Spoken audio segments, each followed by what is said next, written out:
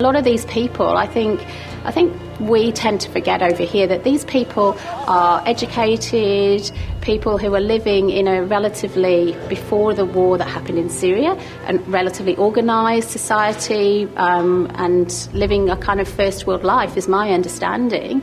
And I kind of think, well, you know, what's the difference? It's like us suddenly having to put our family in a boat and try and go across the sea somewhere. Unknown, not knowing if you're going to get there.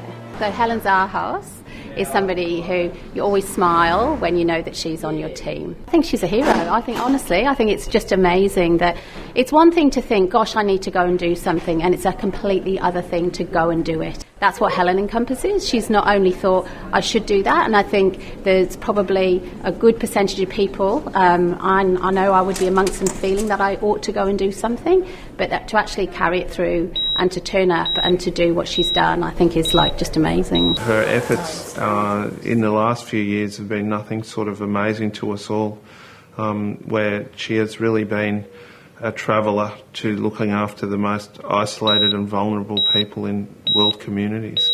She's good to work with, and it was lovely having her part of the team. So I was a bit sad when she disappeared, but then I found out what she was off doing. There was a lot of chaos, and you know, it's quite difficult trying to help the mothers even during that time, even though we knew that those children had died. You know, we still walked around the crowds and around the survivors trying to find their children, even though... Does that make sense? Days afterwards, we had to help the mothers in the morgue. The mothers and fathers identify their babies, and, you know, that was definitely a tough time.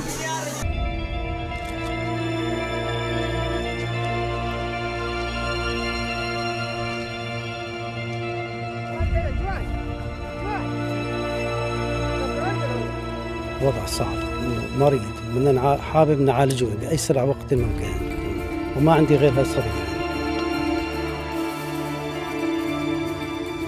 You know, I have to admit, arriving on the island was quite confronting. The realisation of how severe and how enormous this problem was, like, it really hit me. And it actually took a little while to... You know, it took a few moments to just go, wow, this is huge. It's one thing to watch it on TV, but to actually go there and see it firsthand, yeah, I can't describe it. Yeah. It's hard. It's hard to put it to rest because the suffering's continuing. You know, going into a morgue with a mum and dad that's grieving, that's lost a baby, and searching through dozens of bodies to try and find their child is it's heartbreaking.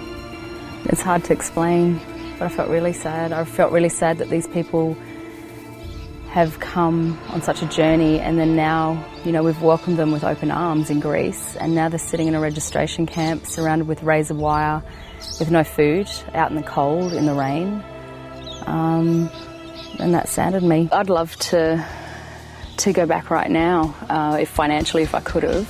Unfortunately, I need to stay. I struggle here as I don't feel needed. I think it's just a completely different situation.